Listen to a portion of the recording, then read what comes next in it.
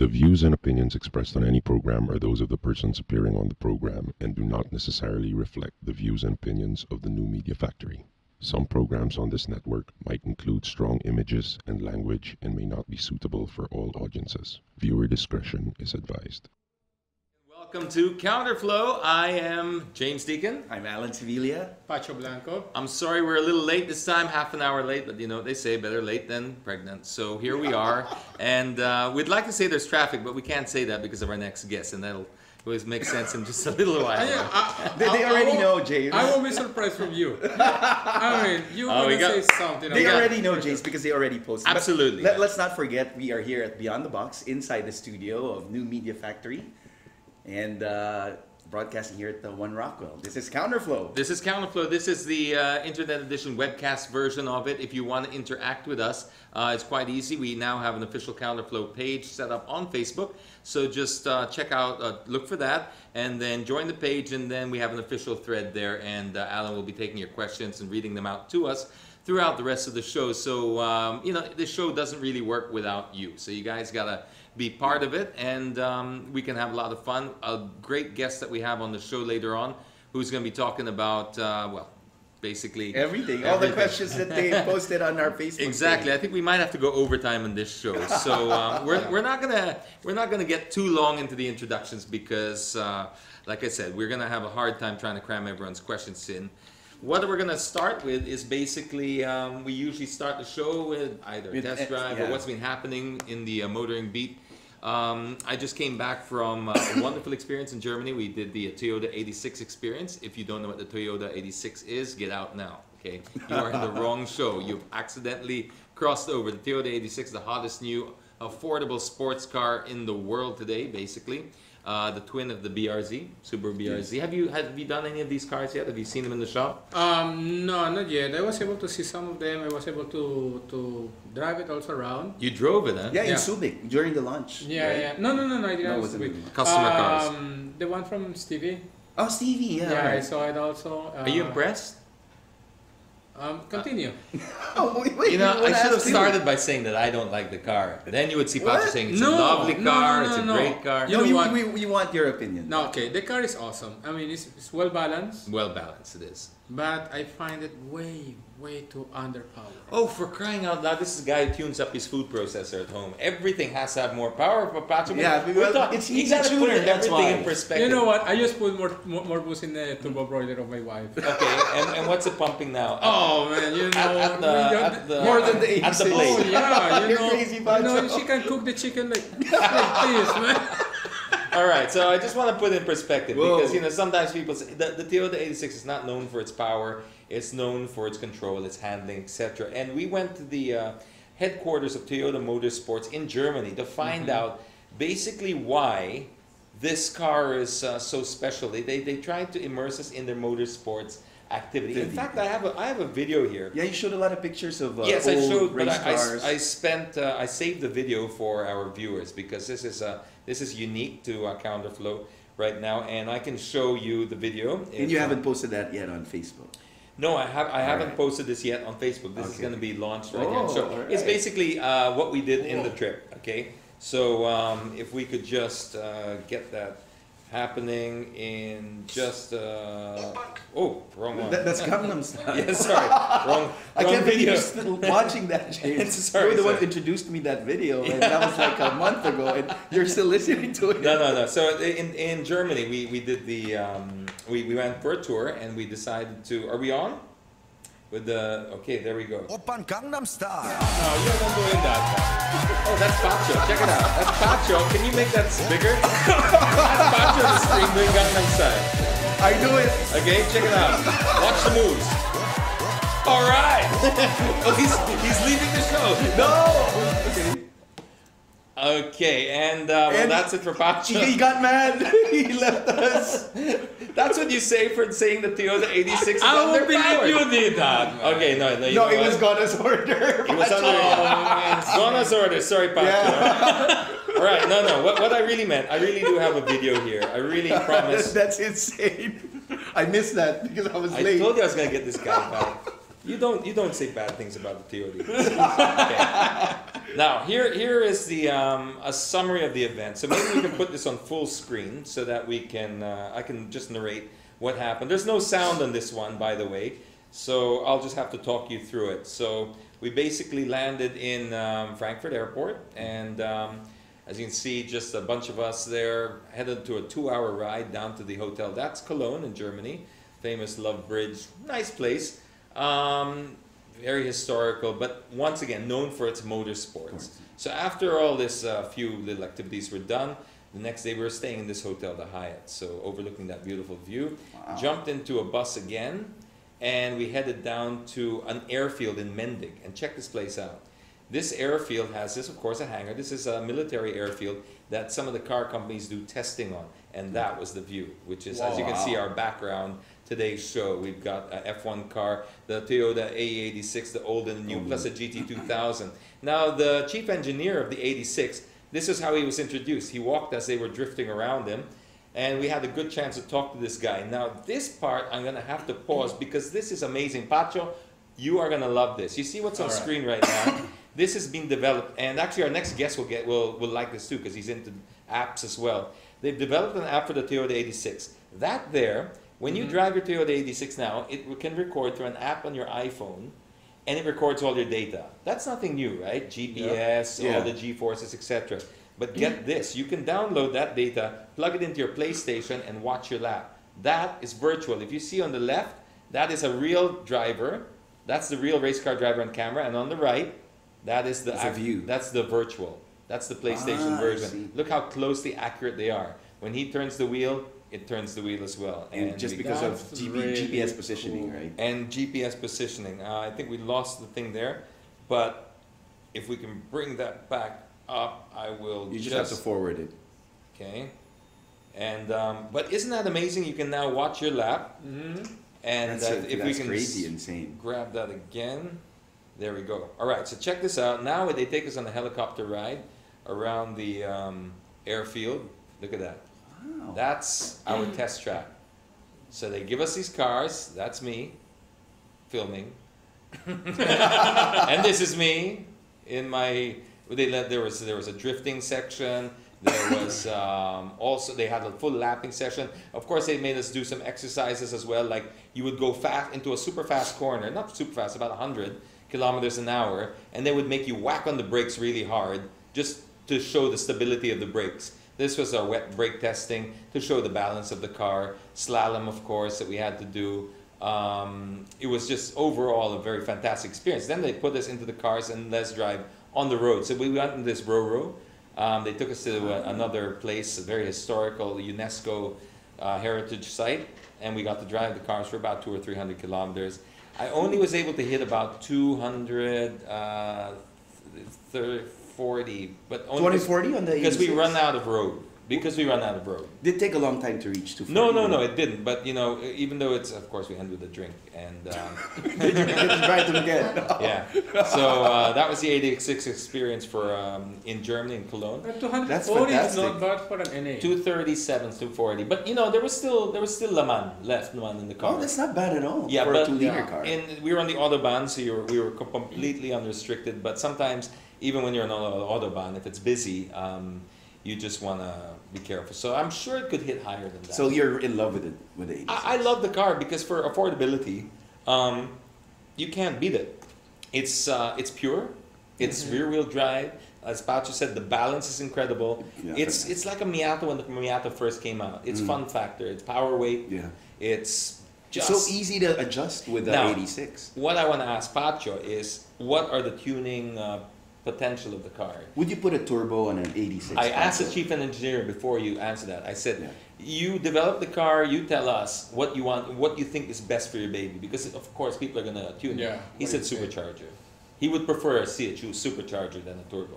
But of course, you know, maybe different because the way he described the 86, which I thought was fantastic, is he said it's an open source. It's like he created an app that's open source that he wants people to develop. He gave you the good platform, and he wants people to play with the car. That's his whole idea around it. Yeah, well, you know, if that's really the idea, that is supposed to be a tuner friendly. And what I'm talking about is basically the computer box. You know, engine management is the one give the most problems to people to be able to tune the car. Why? It's because if you don't have access to change the information into the computer box, you cannot do much. I mean, you can put a turbo, you can put a supercharger, but you're gonna put if you put a turbo or supercharger on a car, you're definitely expecting to put more air. All right. If you're gonna put more air, you need to put more fuel. All right. The only way that you can increase the amount of fuel is through the computer box. If you don't really have access, you cannot do much. Have the theory you're saying. Yeah. I'm not so sure. I'm not so sure. But I can text historically, him. I can tell him now. You want me to text him? Yeah, please tell him to open it up. Okay. No, but historically, like the Subarus, the STI, WRX, Forester, Legacy. Open ECU. Yeah, they have open source and open ECU. You can actually download it for free, and then you have access to the ECU, be able to modify it and increase the horsepower. Maybe that was the plan because there's just so many aftermarket parts for the 86. It's just insane. Well, I guess that's... You can always just buy aftermarket. He told me that that's his plan. But you know what? As much as interesting as the 86 is, and it's really awesome, we can talk about it all show. Yeah. But we started a little bit late, and we have so many questions to tackle. What we're going to do is we're going to introduce our guest, and just like we always do, so it's not awkward. And we're going to play a little video, and when we come back, he's going to magically be here. Because it's nothing worse than climbing over the table, tripping like the last guest. It will be as awkward as me walking out when you put no, not as awkward as, or the purple shirt. Yeah, no comments about the color of the shirt. All right, so what we'll do is we'll play a quick video, and then when we return, our special guest of the evening, Attorney Yves, will be here live on Counterflow. Open Gangnam Style. Wait, that video. It's a transition video. So we can get our guests in here.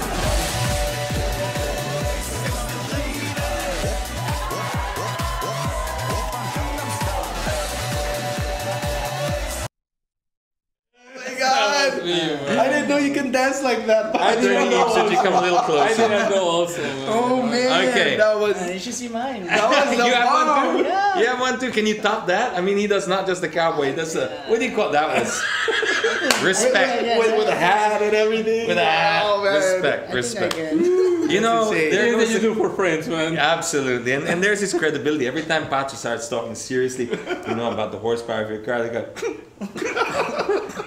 You'd always remember him doing that. Yeah. No, after this one, you know, that when people talk, they're gonna say, so you want him to tune my car? I mean, I'm sorry. No way.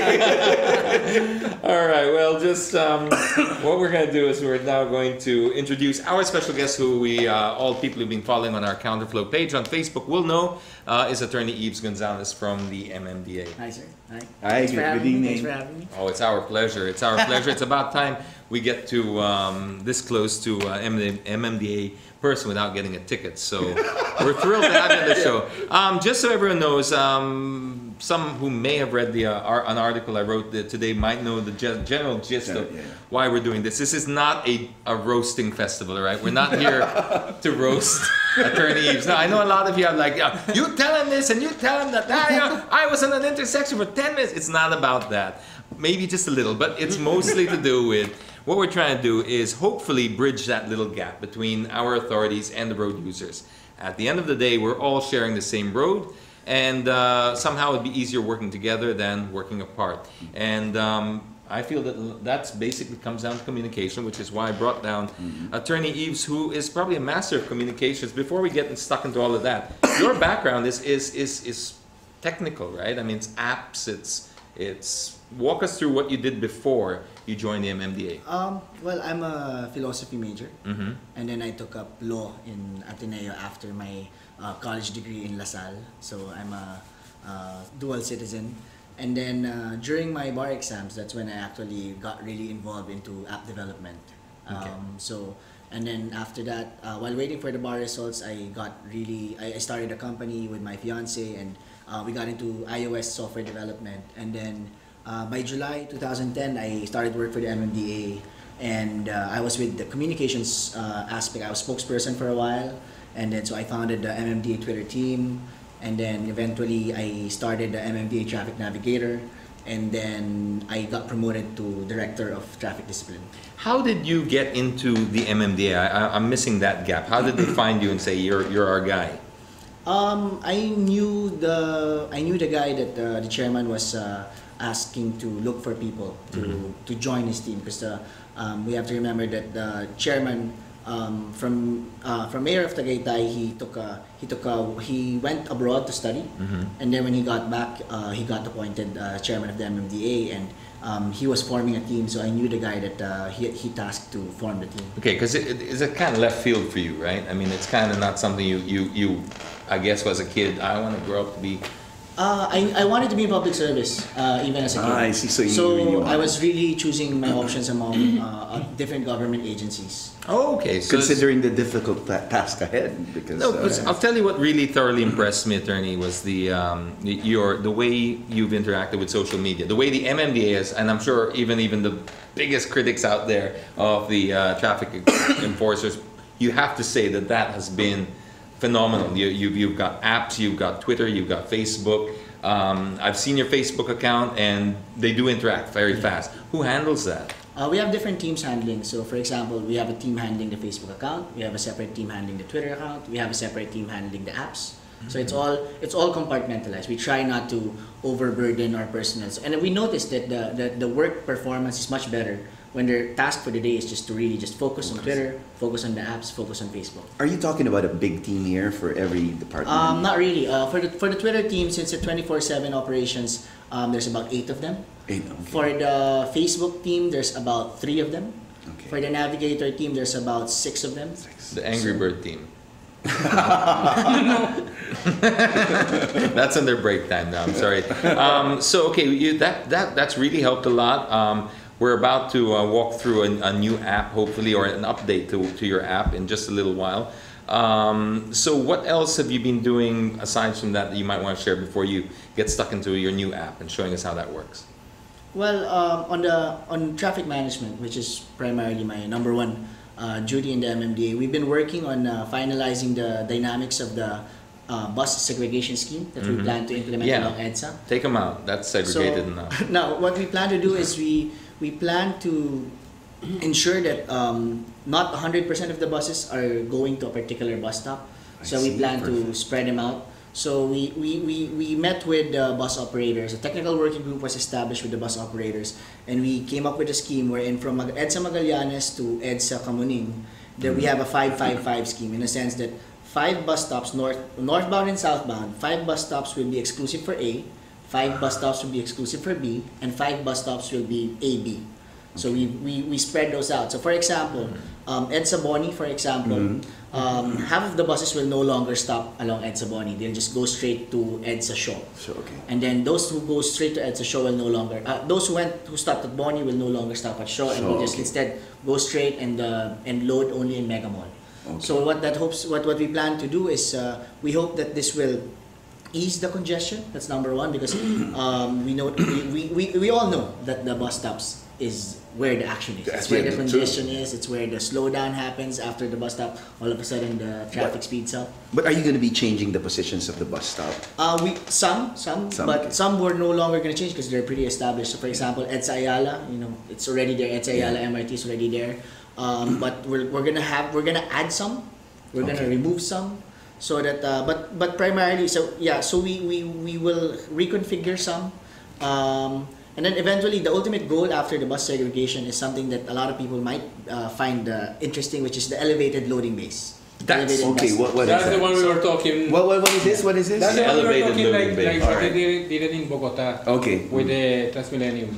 I see. Now, but before, if I may interrupt just for a second, is there any issue, and explain to me like I'm a 3-year-old, of having the buses on the inner lane by the MRT? Yeah, that's a good suggestion And having a you made. footbridge, so that because you can discipline the buses all you like, but if the passengers are not disciplined, it's pointless, right? And it's the passengers that drive the buses and vice versa, chicken and the egg. If we could get them to go on the center lane, the inner lane by the MRT, and then have those bus stops forced with a footbridge, they have no choice but to use the bus stops.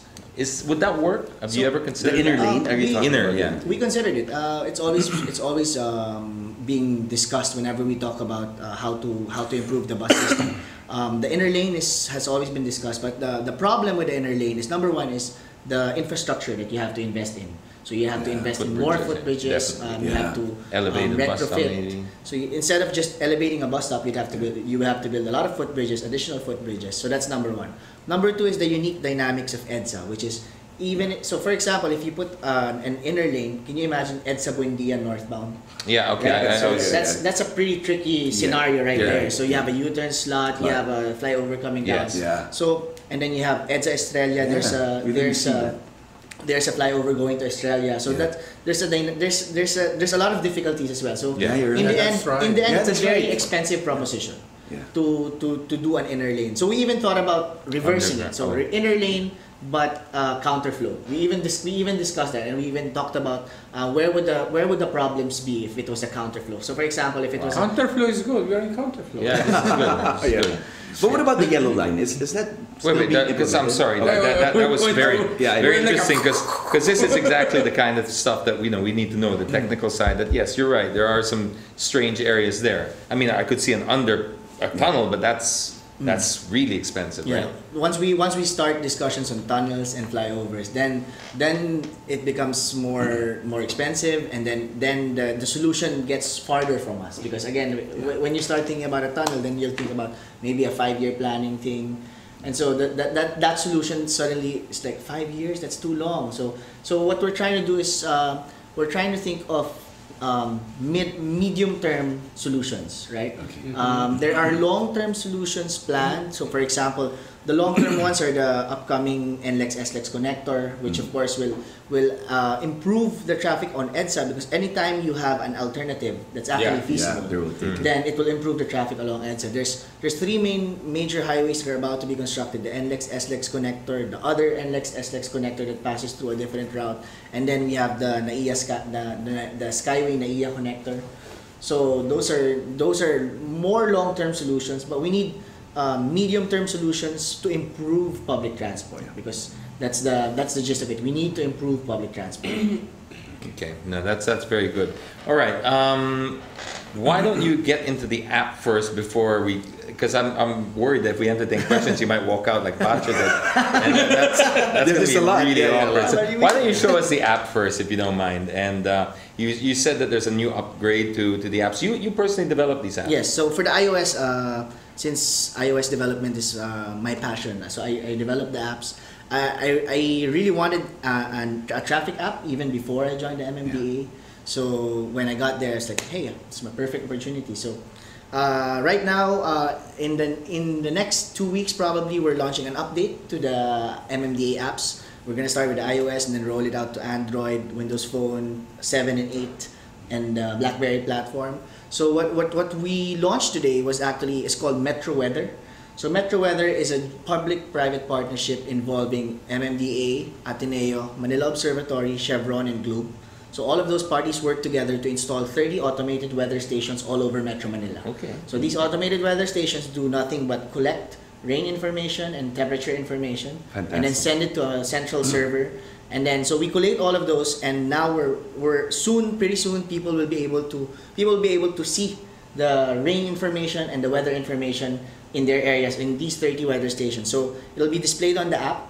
So because rain affects traffic. I mean, we all know that the moment it rains, the traffic just it goes haywire. So what we hope is that normally an incident on the road can affect your traffic, but sometimes there's no incident; it's just rain. Yeah. So you can see that, for example, number one is it raining where you're going? So that will affect whether you're gonna wear rain clothes or non-rain clothes, whether you're gonna bring an umbrella or not, whether you're gonna ride a bike Slicks, intermediate. or not. Yeah. For Pacho, it's intermediate, slicks, or yeah. And what's great It's about tire this choice. this application, it works for iPhone, for Android. Is there a telephone company out there that doesn't work? I mean, your app.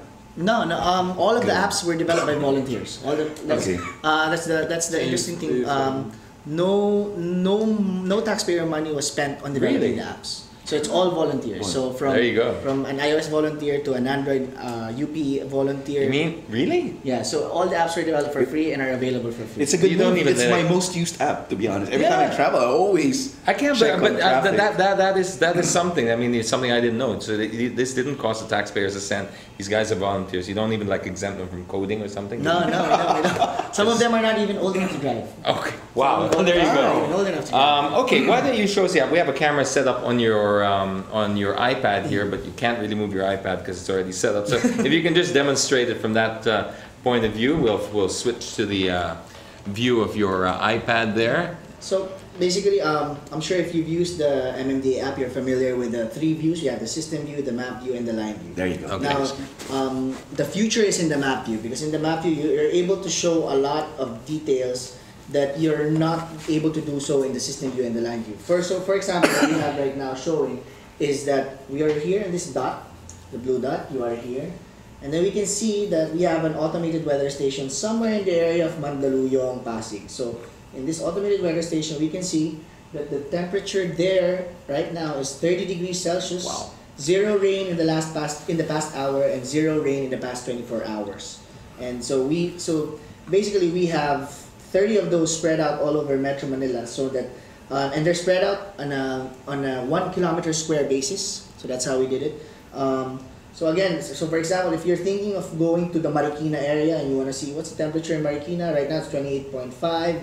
No rain in the past hour, no rain in the past 24 hours. So And these are accurate. These are really accurate to the. these were measured by automated weather stations, Okay. like devices that are actually, unlike the traffic information that is manually and subjectively put by somebody. So in the traffic information, an operator, the navigator, looks at the camera and sees that looks moderate, presses a button, says moderate, okay. and it reflects, right? So that's a subjective and manual collection of data. For the automated weather stations, as the name implies, it's automated, and it's objective. So it's not like somebody's. It's based on data. Yeah, it's based on actual objective data. So for example, if we are talking about the temperature, this is not somebody saying, it feels like 28.5. You know, it's really a device that measures it. And so the goal is, for at least for the weather, is for you to know again whether it's raining where you're going, especially if it's a heavy downpour. Yeah. And let's say you live in Marikina, you can just open the app and see the level of rain in Marikina for the past 24 hours, for the past hour. So for example, You can determine if there is already a flood or not. yeah, you can determine. So so again, you can also learn from experience that let's say from your experience, if there's 50 millimeters of flood, your house already floods. So you can so you can be in the office, and instead of asking somebody in the house that flooded na ba, you can look at the app and you can see 30 millimeters. I'm still good. After an hour, you check 40 millimeters. Maybe I should start going home and packing my things. So that's the goal. We plan primarily it's for driving, but it has many purposes, because knowing how much rain there is at a certain location is useful information for disaster planning, for planning your trip, for planning your loved ones who might be at the house, and you're thinking, there's 50 millimeters of rain. Usually during this time that it was 50 millimeters, the rain in the house was up to the first floor. So then you can take preemptive measures. So and then so the good thing about it is it's all over Metro Manila. It's spread out almost evenly, and then we also have weather stations somewhere in the Taytay area, in the Antipolo area, and somewhere further up north in the Rodriguez and Mateo area, because the rain there is usually what affects the rain here, or even the flooding here. So even if it's not raining in Metro Manila, if it's raining like 200 millimeters somewhere in the north, then you can expect that the Marikina water level will rise and affect people's lives. Great. So that's an enhancement. So if you already have the app, it'll just come up as an update on your. So we hope to roll out the Metro Weather functionality within the next 2 weeks for the iOS app, and then immediately after that for Android, for Windows Phone, for BlackBerry, and Windows Phone 8. Okay, that's fantastic stuff. Now, Alan, you were saying that this is just your most used app on your phone. Yeah, most used app. Yeah, I also was use it, but I travel so much. They don't cover other countries yet, so I tried. But no, it's fantastic. I do have to commend you for your social media awareness thing, the way you interact with your people, and of course this app. We have to get straight into the questions, but before can I have my 3 questions? Yeah? I have 3 questions. Number 1 would be we have this drunk driving problem in the country now because we don't technically have a rule, or we have a law but we have no IRR. So, or if they have an IRR, they don't have an IRR, but they don't have a legal blood alcohol limit. Okay. So here comes the problem: is when you try and say about drunk driving, they'll say, okay, well that's subjective, because their lawyer can just say, well, what's drunk, right?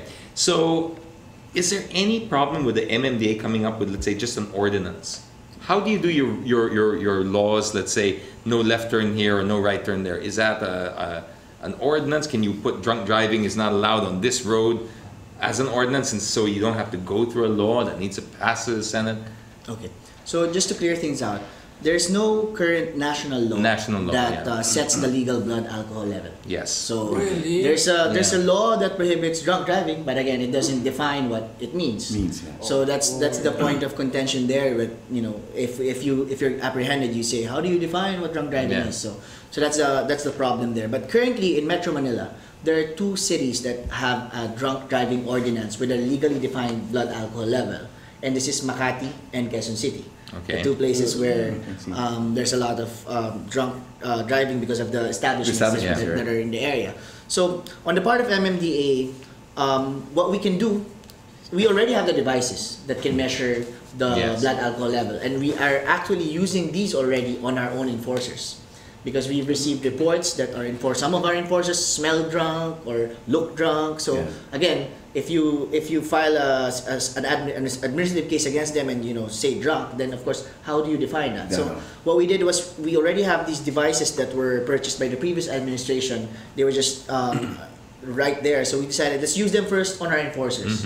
So our inspectorate team, the one that watches over our enforcers, randomly checks our enforcers for their on the road you're talking about, not before they leave work, but somebody's going around mobile. In all stages. So they randomly get checked before being deployed. They get randomly checked during duty, and they get randomly checked after duty, because drinking can occur at any stage of those, and at all those stages they should be sober. Yeah, look at Alan's thermos here. I mean, we've already apprehended some. We've already apprehended about 7 of them. And so legal cases, administrative cases are already running for those 7 people, and the penalty for that is 1 month and 1 day suspension up to 6 months suspension for being drunk. So right now the MMDA is enforcing a blood alcohol limit on our own men first, and then eventually if we get the Metro Manila Council, which is the Council of Mayors in Metro Manila, with the MMDA chairman as the head of the council, if we pass a Metro Manila Council ordinance that we are implementing at least for Makati and Quezon City, then we can do that. Then we can do that. So actually, we've started looking into it. We've started looking at where to deploy, if ever. We've started looking at the protocols and procedures. So usually, if and when we do that, we would probably require police assistance, because it's already hard enough to deal with motorists. Imagine dealing with a drunk motorist. Right. Yeah. So we would probably tie up with the PNP or the HPG if and when we enforced it, and so that's where we are right now. Hopefully.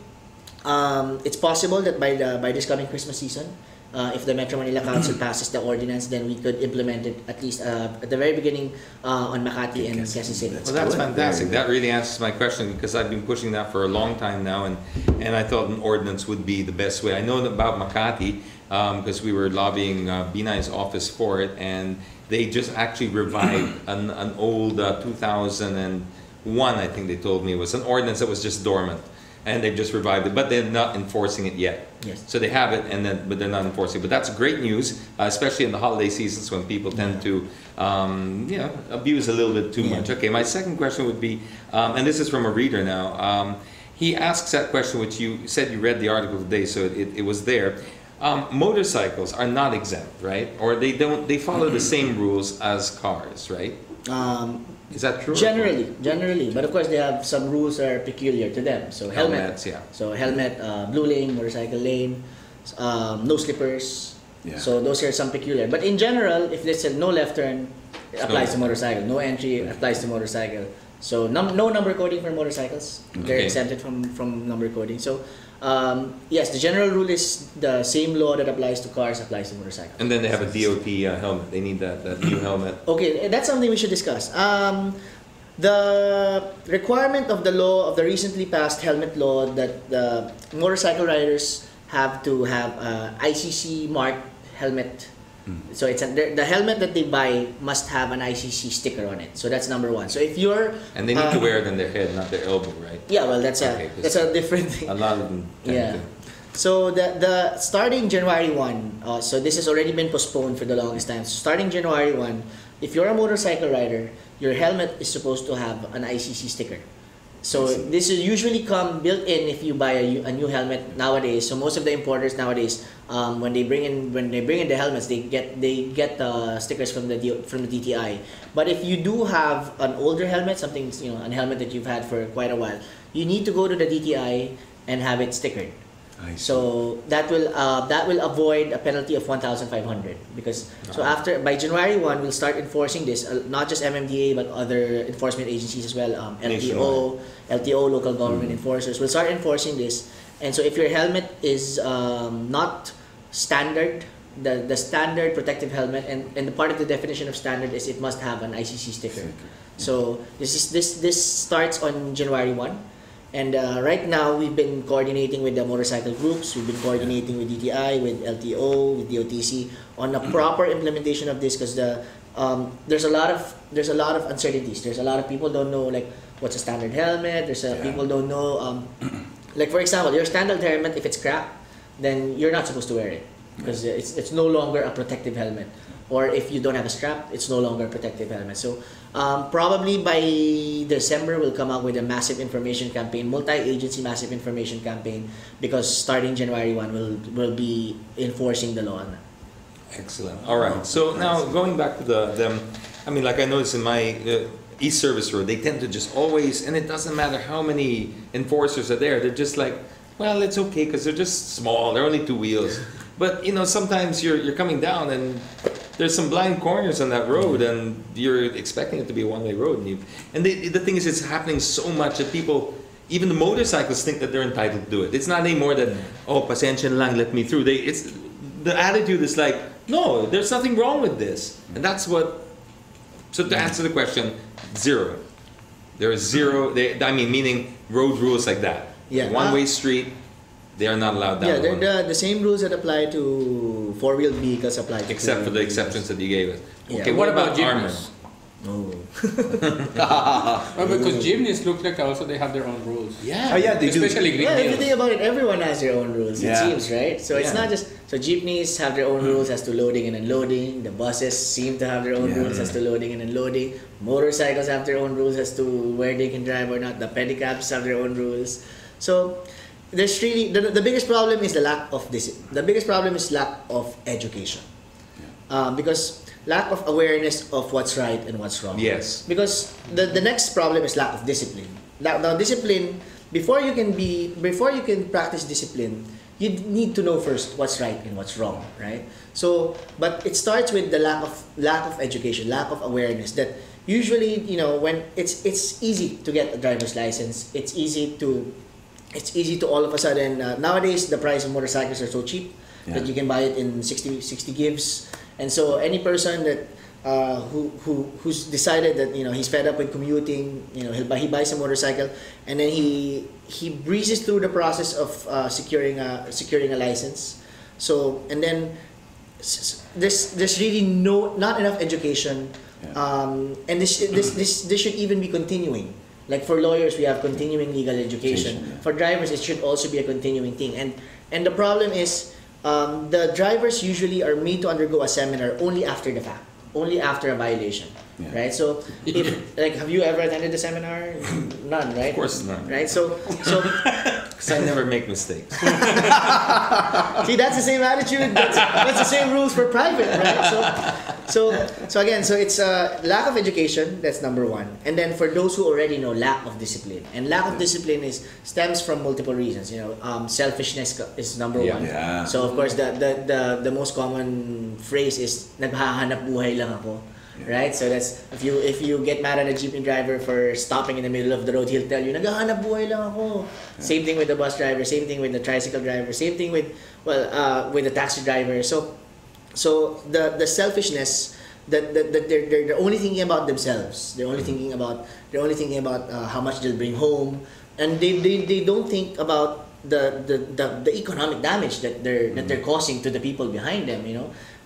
So there needs to be more empathy for each other, more pagmamalasakit for one another. I think that's something that, I mean, we have that online. We malasakit online is very high, but on the streets it's really usually there's a self-centered attitude that so for example, for private vehicles, people who think that as long as you press your hazard you can stop anywhere. Right? That's, so it's a force field. It's a force field. Here in Rockwell you see that a lot, that the drivers they press the hazard and it's okay because hazard naman ako. Even if there's a clear sign and then that says you go up to them and you're like, no parking yan, and they're like, Naka-hazard naman eh. Naka-hazard ako. Hindi mo nakita.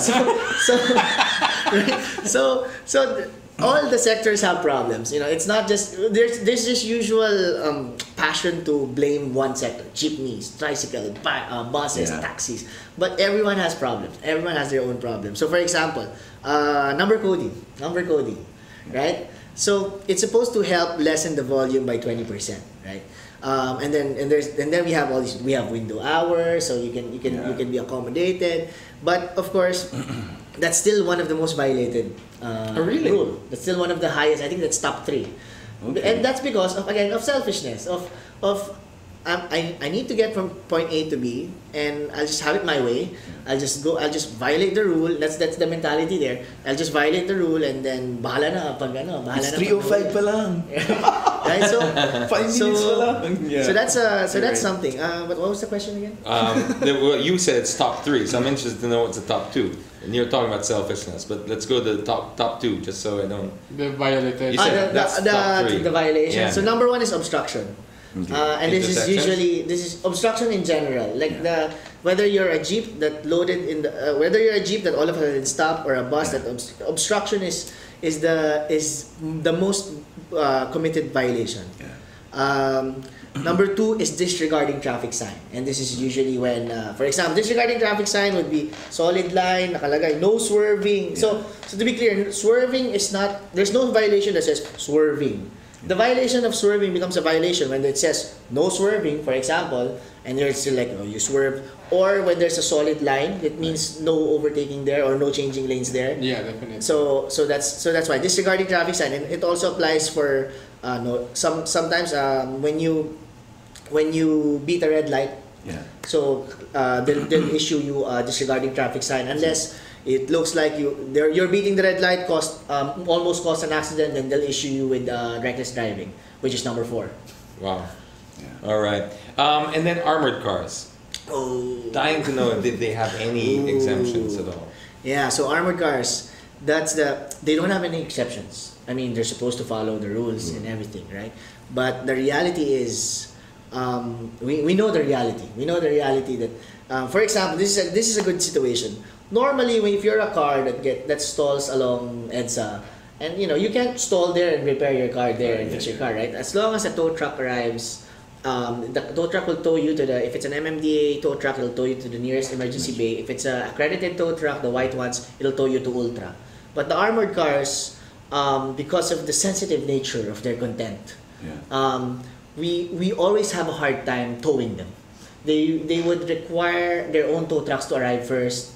And so this is it is a problem. It's a problem. So there would be a time that there's an armored car stalled along EDSA Shaw Tunnel, and it does not want to move. It does not, and sometimes it does get almost violent. Yeah. So there are guns being like we try to we'll just tell them, can we just tow you to the emergency bay, and the armored car company will the guards would start brandishing their weapons, but not really pointing. Yeah, but, letting you know. But showing it off. Like they'll say loaded kami, loaded. That's a term. And wow. it really is frustrating. I mean, I'm not gonna lie. It's one of the things that we need to fix.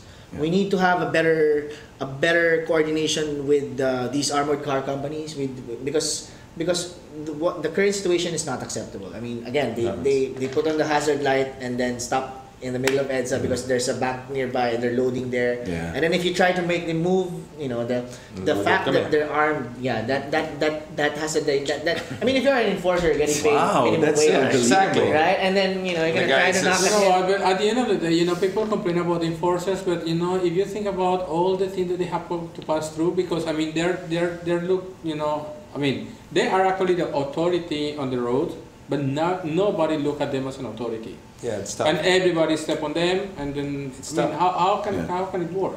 Absolutely not. But so that thing with the armature, just to be clarified, they can't. There's nothing, no special concessions or exemptions to them. They have to follow the rules like every other car. So if it's a no parking, they're not supposed to park there. If you're obstructing, then you're supposed to be cited for obstruction. And sometimes we do really. So if they really refuse to move and everything, so we do cite them. But again, it's an area of road management that could use some improvement. Good. Okay. Well, that Can you I imagine need that? to clarify that. I have taken up way too much time. It's okay. I promise the listeners that The they will get listeners. to ask their questions and. Yeah, but we'd like to thank them for participating and for Absolutely. supporting our Sorry. Counterflow page. Yeah. There are just so many questions when James said that Attorney Yves from MMDA will be our guest. And it's crazy. And some of them are essays. He's even not questions here. But we have here from Joby Oreta. It says here, there are signs all along Katipunan Avenue that say, bawal ang tricycle sa kahabaan ng C5. But there are so many tricycles along Katipunan. Is Katipunan not part of C5? If not, why are these signs on Katipunan and not on C5? Okay, we've been coordinating with Ateneo, with Miriam, on basically on overall Katipunan traffic. And one of the things that is always discussed is the matter of tricycles. And the thing about these tricycles is they have a permit from the local government to operate along Katipunan. And we're just basically waiting for these permits to expire. And so in the meantime, there has been a discussion with in the MMDA to just remove temporarily the signs. Because it really doesn't reflect well on us that there's all these bawal and tricycle signs, but there's tricycles plying Katipunan. So in the meantime, temporarily, we plan to remove the signs until the permits expire. And then the thing that we're coordinating with Ateneo is to come up with electronic tricycles to ferry them. Because the thing is that these tricycles serve a particular market. They serve a market. They're not just flying there randomly, not having passengers. They have a market. There are people who take them who would need an alternative if they're removed. So we're coordinating with Ateneo on electronic tricycles as well as improving the overall walkability of the Ateneo area, such that footbridges, greens, pathways, and improving the bike lanes. That's another thing that we're working with Ateneo. So that's the situation there. The tricycles have a permit from local. Oh, So who supersedes who? I mean, if you're going to be undermined, I remember the famous thing with Binay and Bayani, and who has the authority there? Yeah. So of course the goal is always to try to work together. Right. So that's the ideal. There are instances wherein there's an unavoidable conflict. So the general rule would be if it's a national road, the MMDA's rules would govern, and then if it's a secondary road, then it's the local government's rules that would govern. Okay, well, we'll tackle a few more. Okay, here's the essay from Dino Azarcon. Okay, I'm just going to make a coffee because I can see how long it is. I know. He already sent an email to MMDA, but he's talking about the jeepney drivers establishing terminals on both ends of the Salis Bridge. That's the road towards Resorts World Manila, coming from Magallanes and going towards Fort Bonifacio. Because he's saying that a new talipapa is emerging at these very intersections where sidewalk vendors have slowly but surely claimed their free parcels of government real estate. So pedestrians now have to walk on the roads and cars have to avoid running them over, all because the sidewalks are no longer passable to foot traffic. So once these squatters have set up their shanty stores, it's still death do us part before they can be evacuated. The flow of traffic is already very bad at this rotunda, so I wonder why there is no sense of urgency from the MMDA to implement a permanent solution before things get out of hand. Is this Is he talking about Rotonda Yeah. Naiya 3 or- near Resorts or Rotonda Circulo del Mundo? I'm not so That's- sure. You yeah, just said I'm here- also- So the- if he's talking about Sales, okay, let's discuss Sales Bridge. In Sales Bridge, there used to be the jeepney terminal used to be in the Nichols Loop. That's the empty space in front of the golf course. Oh, Let's say okay. you're coming from SLEX, you're going up. The empty space in the middle. Yeah. That's where the jeepney terminal used to be, and it was perfect because they were not obstructing anyone. People would go there, and the problem is the management that owned that is planning to sell the property. So Oh, now they okay. had to tell the jeepneys to get out of there. Wow. The problem is this place has become an intermodal. It's a place where people go down, and it's a place where a lot of people used to the circle. There's a lot of volume of pedestrians and commuters. So what happened was they lost their legal terminal in the center of the Nichols Loop, and they moved along to Sales Road. This is the one going to Resorts World. Resorts World. Okay. Now, when they moved there, we got a lot of complaints, and so we got a lot of complaints about the illegal terminal that they've established there. So we went to the area and tried to operate on them, and again, they have a local permit. Wow.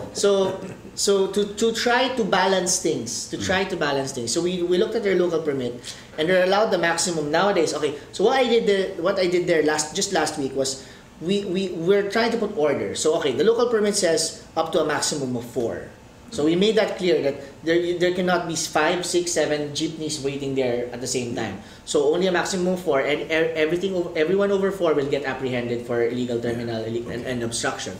And another thing we did was to define where the loading and unloading will be done, where the loading will be. So before, it used to be near the circle, near the when you went up, there would be the jeeps will be there. So we pushed the terminal to further down the street, so that at least the entry into Sales Road will not be blocked. Will not be congested. So again, but this is all temporary because we told this jeepney transport group that we cannot have a terminal on the road. That's not acceptable, especially because this is an airport road. Our tourists on the way to the airport, that's where they pass. So we gave them a deadline and told them that you need to find an alternative terminal because this setup that we have right now is going to be temporary. Now all the jeeps that are the one when you reach a circle after Resorts World, those are all illegal. So we do apprehend them, we do cite those for violations. And the ones over at Circulo del Mundo, that's the big circle with the beautiful structure. Right in front of the airport. Yeah, so that one, that rotonda. You know which one it is, right? Yeah. That's a crazy area as well, right? So there's always a congestion. What we did there already was we already chopped off a part of the rotonda to give more way to road. Because road is what you need there. You don't really need such a big. It's taking too much space. So we already adjusted that. The chairman already said let's make the whole rotonda smaller. And we're coordinating with the barangay. There's a barangay post where that location that he's complaining about. And then when it comes to the vendors, vendors is not really my thing. It's not under traffic discipline office. It's under sidewalk clearing operations group. And again, usually with vendors, again the dilemma is similar. It's sometimes they have a local permit, which under the principle of let's respect them. But with regard to vendors, he said he emailed it to us. We may not be able to act on 100% of all the emails, but we do act because those emails get processed. So, for example, if it's a sidewalk clearing problem, it gets processed. It gets sent to the sidewalk clearing operations group, and then all the departments get graded. So we get graded based on how many actions taken we did. So let's on a percentage level. So for example, traffic discipline office 50% out of the 100 that you received. So be patient, and if needed, be persistent. So you can send again. What is the official email address that they send to? Email at mmda.gov.ph. Email at mmda.gov.ph. Okay, just a few more questions here. Is there a specific amount of time specified in the law for PUVs to load and unload? Like, let's say they can wait for 3 seconds, and if there's no passenger boarding, the timer should start. It's also for the benefit of the passenger already at the mercy of the driver. Hurrying or not, time should not be wasted on the road. That's coming from Christian Anderson. Okay. So based on the current laws, only buses along EDSA have a specific time to load and unload, and this is 35 minutes. Actually, fairly long. Not 35 minutes. 1 hour. No, just kidding. No, just That kidding. one is in Ortigas. Yeah. Because in Ayala, it's 2 hours. You know, Autoplus is just right there, man. It gets bad, man. It gets really bad. So the buses along EDSA, this would be a surprise. They're given 15 seconds to load and unload. So Okay. that's so far that's it. But for the non-EDSA, for the jeeps, for the 15 taxis, seconds. again, it's a matter of, are you already obstructing? Yeah. So again, that's why obstruction Yeah. is the most common Yeah, violation, you're right. because the moment it looks like you're already obstructing, there's people at the back that are already being held back by your stopping there, then you get cited for obstruction. I see. Okay, and from Marvin C, he wants to know the top violators. Is it public or private? I thought by name. Yeah, but Pacho. It would be if you compare public versus Yeah. private, it would be, because obstruction is number one, so the top violator of that is public. Public, yeah. Public, right? Yeah. Disregarding traffic sign, I think it would also be public by maybe like 55-45. Yeah. And then number coding would be private. Number coding is private. They're the ones. 'Cause All right. But We so, win something. after you sharing all these things to us and everything, here in Counterflow, I can see MMDA is doing their best that they can do up to certain point, because from that point is the local government who is the one deciding and doing things. With the armored Yeah. car, Everything, yeah. and then giving the permits and everything though. So, also people try to, point fingers to MMDA. Yeah. When basically the problem is actually Really even, not them. Actually even the vendors are not a problem, because They they were were allowed, given yeah. permit, They were- right? So it's like racing or any sport and everything. Sportsman did something illegal, but it's allowed by the authorities. You cannot get mad at the sports at the Yeah. competitor. Yeah. But the problem is, the governing body, and in this case, it's not just only the MMDA, but it's also the local government. Absolutely. That's right. Wow. Well, we've covered quite a lot. We're going to have you back on the show, because we've run out of time, but there's just so many more that we need to do. Wow. Can we have an invitation? Can we invite you at any other time to come back on the show?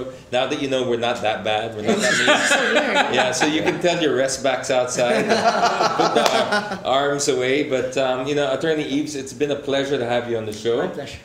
How do they follow you on Twitter, Facebook, and I'm on Twitter MMDA? at Doblezeta. That's DOBLEZETA at Doblezeta.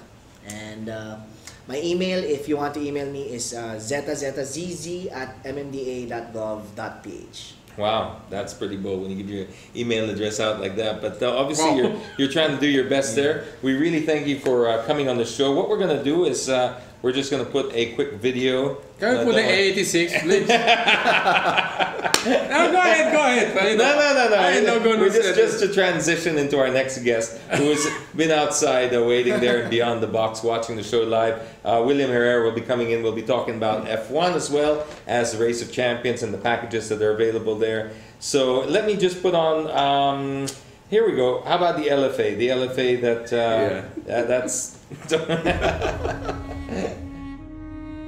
Italian manufacturer Ferrari launches a Porsche Caramaker BMW has announced Maker plans to BMW has introduce announced most powerful supercar and cars, the most horsepower. It's truly a luxurious vehicle.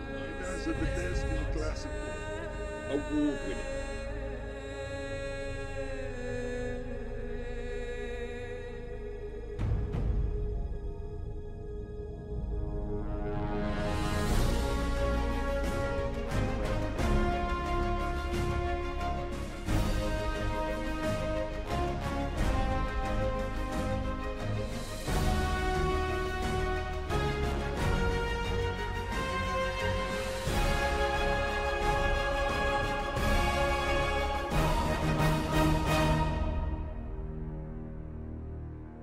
As a motoring journalist, I'm blessed enough to be invited to many test drives, but I'll never forget when I got invited to test drive the LFA in Goodwood of all places. I mean, there's only 500 of these cars built, so you can imagine how few people ever get to be behind the wheel. Now, there's a whole bunch of mixed feelings when you walk into a test drive like this, and well, if they say a picture paints 1,000 words, what more video? Which is why I present to you this raw, unscored footage of my very first lap around Goodwood in the incredible Lexus LFA.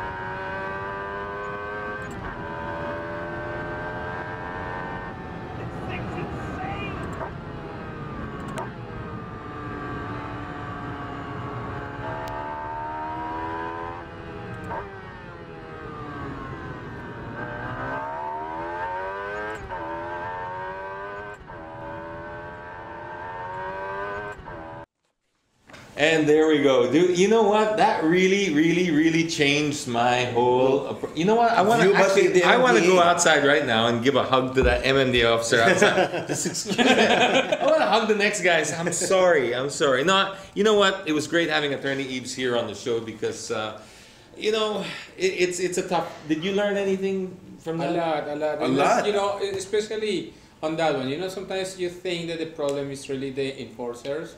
But the enforcers can do just only so much because, especially there are a lot of people that they think that they own the road, and yeah, they can do whatever they feel like it. Everyone does. Everyone thinks. Right, Even yeah, and we keep. It's always so easy to blame the other person, but that's actually the goal was really to do just that, to bridge that gap and perhaps see the other side because there's always three sides to every and story. with all the things that the guy is doing, wow. Well, that's what I commend him for. His complete. Wow, the interactiveness, he always opened up the lines of communication. Yeah. I mean, like, he doesn't just give his email address out. He's very active on Twitter.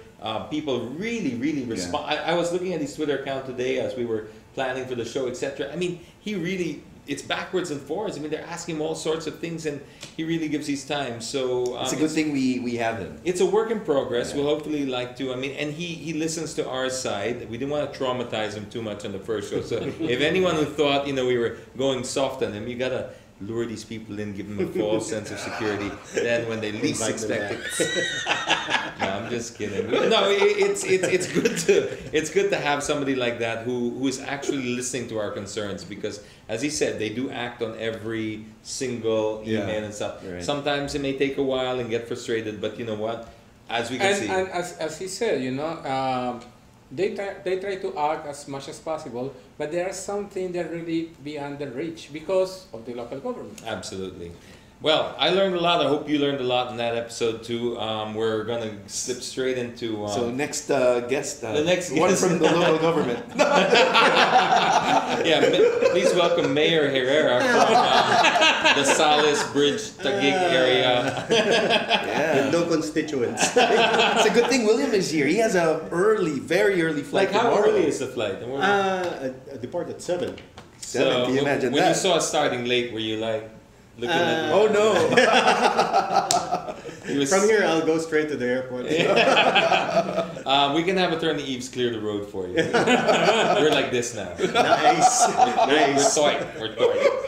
I got my special coding card. Oh, you didn't get one? This is awkward.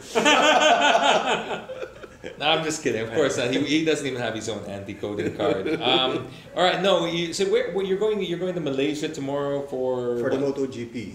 That's right. Fantastic. Yeah, this weekend. Fantastic. Yeah. Is that wrapped up yet? Who's leading? Not yet, but Lorenzo's leading, the Yamaha rider, followed by, if I'm not mistaken, it's Pedrosa of Honda.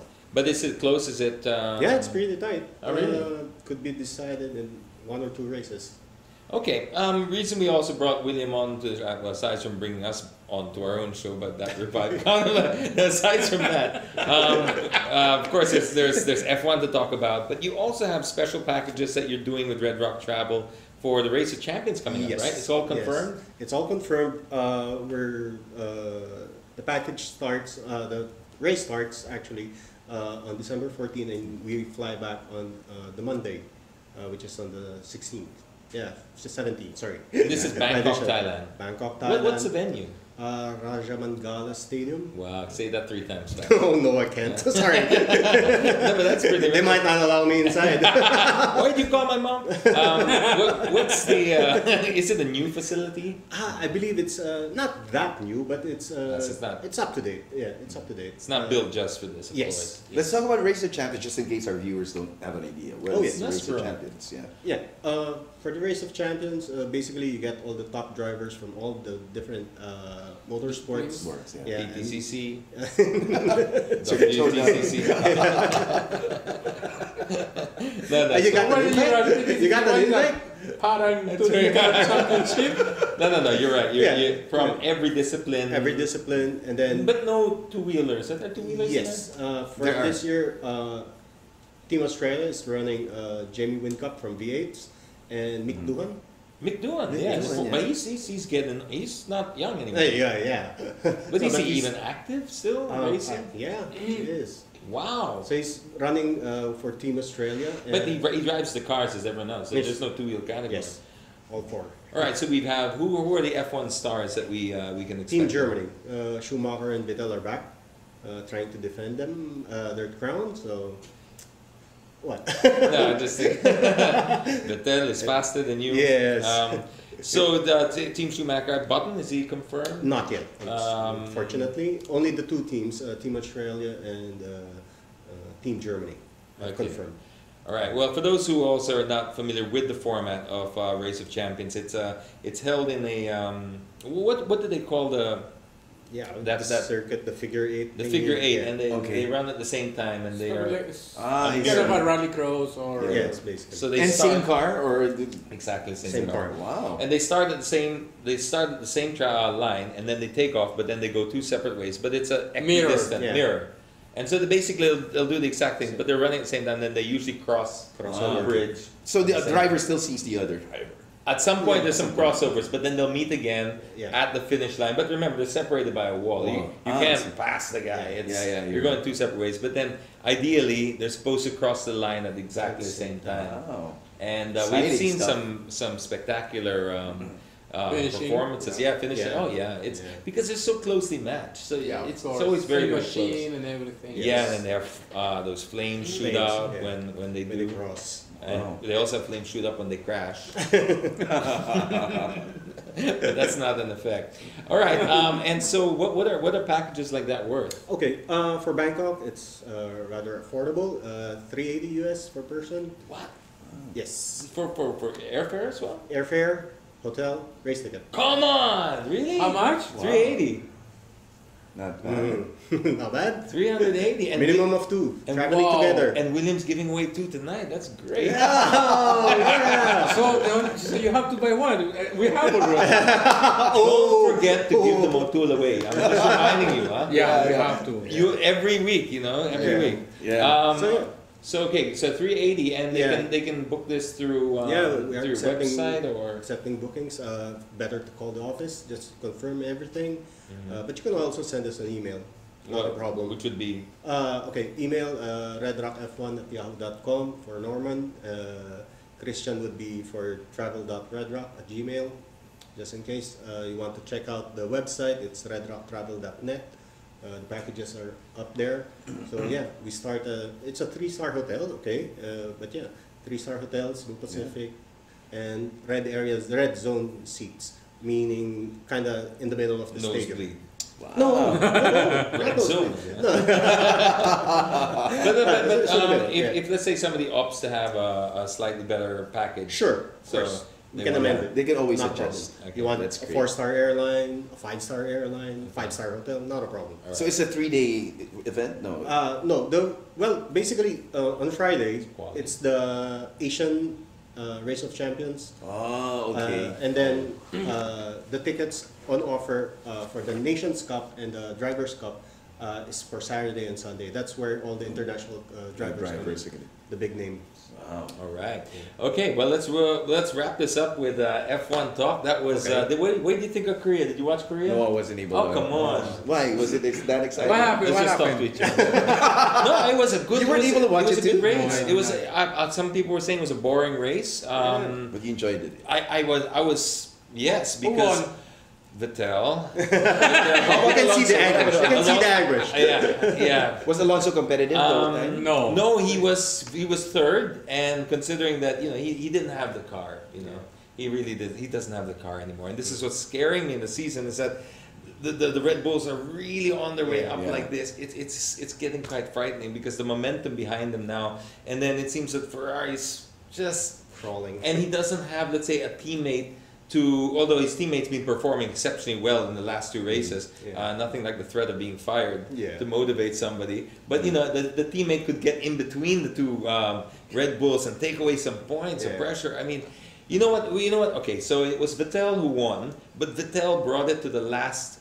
Oh, while it was a comfortable win he had more than 15 seconds. Wow. Okay, which says a lot, right? But what really bugged me about Vettel is he had 15 seconds gap the whole race. He was never challenged at any point after the first corner.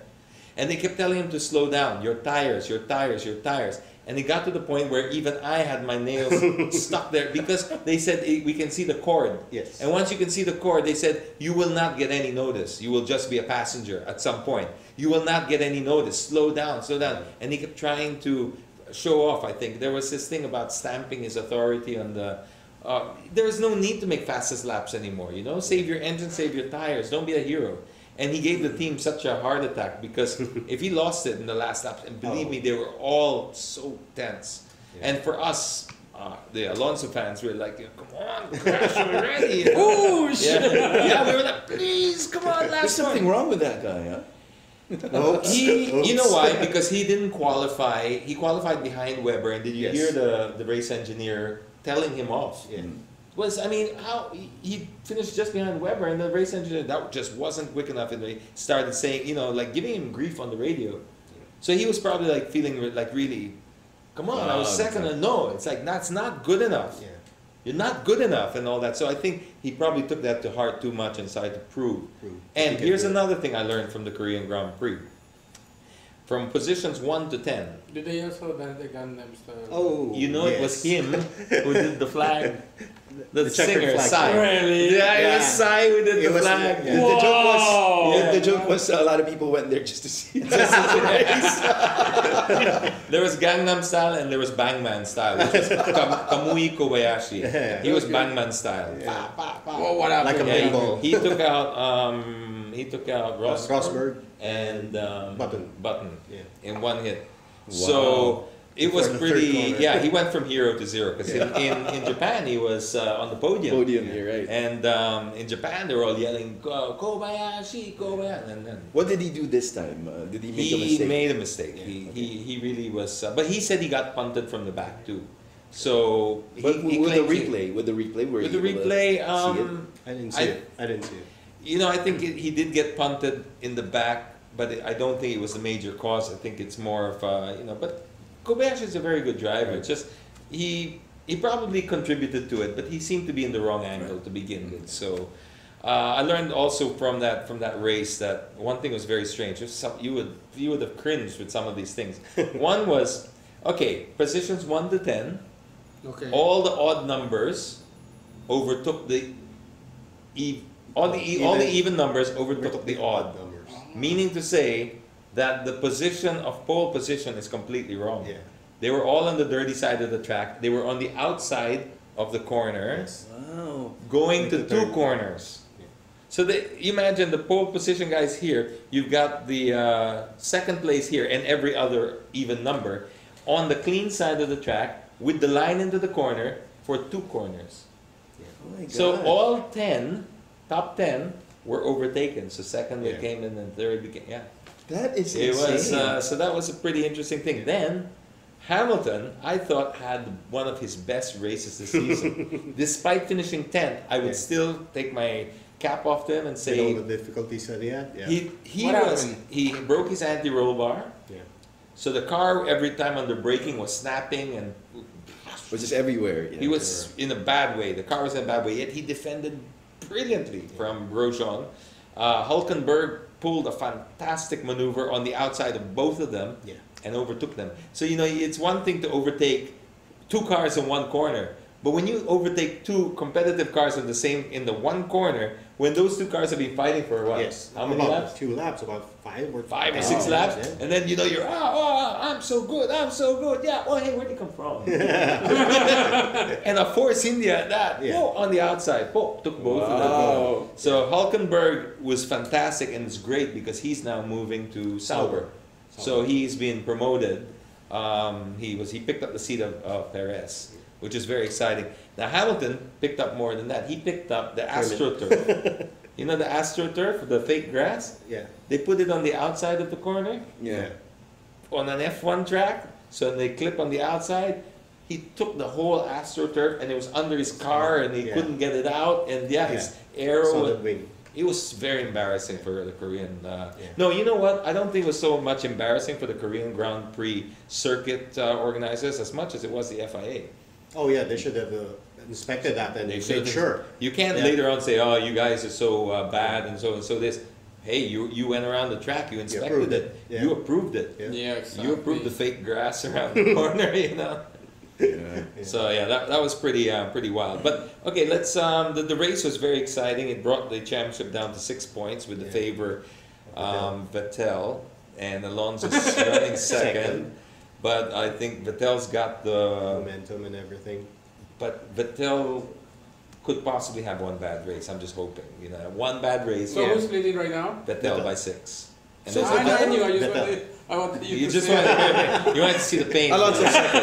Alonso Yeah, second. Yeah. But 6 points away one mistake, and then I from think, Alonso, and then that's it. Game over. Actually, there's a question here, Gerardo Vasquez Jr. I'd like to ask if you see Kimi winning a race before the season ends. And definitely, I No. think Alonso needs to snatch a win for him to get the title. I don't see it. Personally, I don't see that either. I saw it in the beginning part of the race of the season. I mean, but not. No, I think the Red Bulls are too strong, and then Ferrari's right there. Kimi has had and still has the possibility to become the first champion in history to have not won a race. Yeah. He still has that possibility. If Red Bull has 1 or 2 bad races, and Alonso, Kimi is just right there all the time. He's third. Yeah. He's always there, Constant. constant. Yeah.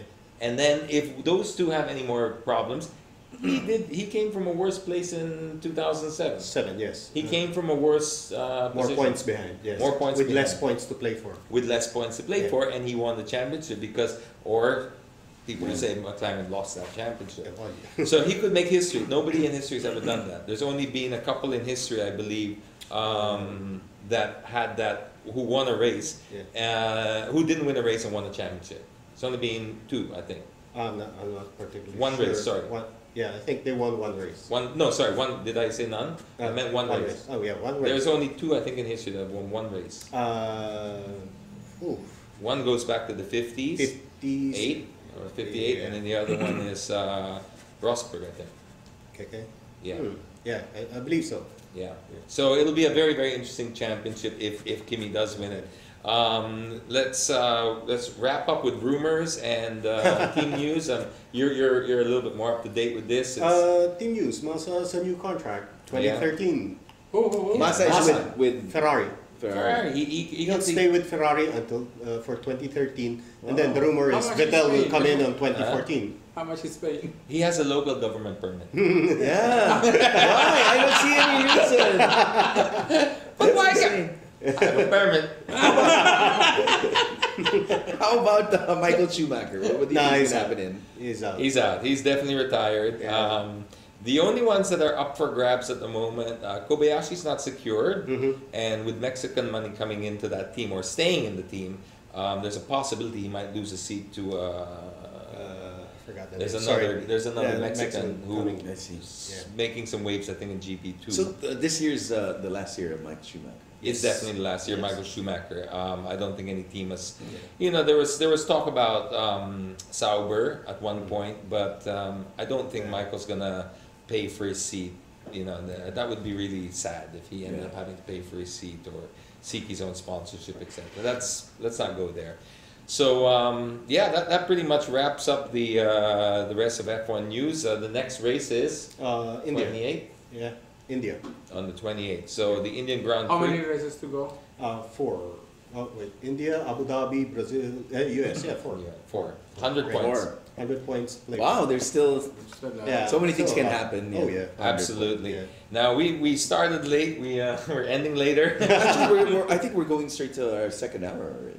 Yes, we are. So we have to pretty much wrap that up. And so we'll. So we can cut it. Yeah, absolutely. So we thank all of you guys for bearing with us. Thank you, firstly, for all of you for joining the page on Counterflow, Counterflow, because yeah. this is going to be the official interaction with not just during the show, but during the week as well. We love hearing from you guys because the show really only works with that dynamic when we're talking to you. And we'll get more time for your questions. Next time, we'll probably plot another session with Attorney Yves because he was a very interesting guest. So till then, on behalf of our guest William and myself, James Deacon, Alan Sevilla. Pacho Blanco. drive safe, everyone. Bye. God See you bless. next week. Bye bye.